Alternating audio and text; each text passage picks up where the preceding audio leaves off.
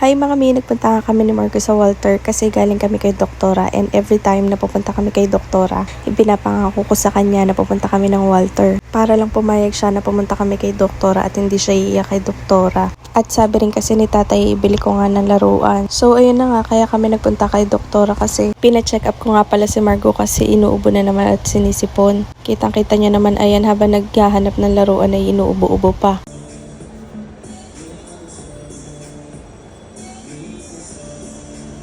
You want Barbie?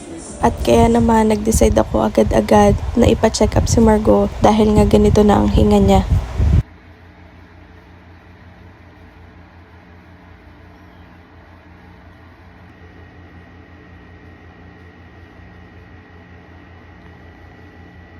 May history kasi si Margo ng bronchitis and ayoko maulit yun. Kaya naman agad-agad pagka ganyan may ubo si Margo, pina-check up ko kaagad. Mahirap kasi na baka mauwi sa pneumonia and pag nauwi sa pneumonia baka ipa-admit. So ayokong ma-admit si Margo. Yun nga lang tusok ng vaccine, naiyak na siya, lupasay na, and sobrang hirap na ako kasi sobrang lakas nitong batang to. Yun pang tuturukan para lagyan ng dextrose. Naku po, Diyos ko, hindi ko kaya.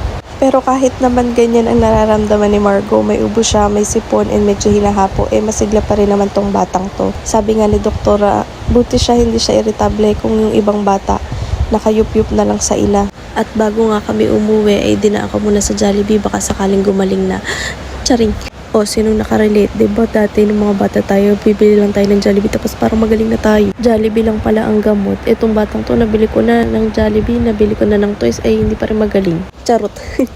And ayun nga, nakauwi na kami at niresetahan nga lang si Marco ng gamot sa sipon, pampausok, and pampatunaw ng plema dahil nga super dami daw plema sa ano niya, kaya nahihirapan siyang huminga. So yun lang mga mi, bye!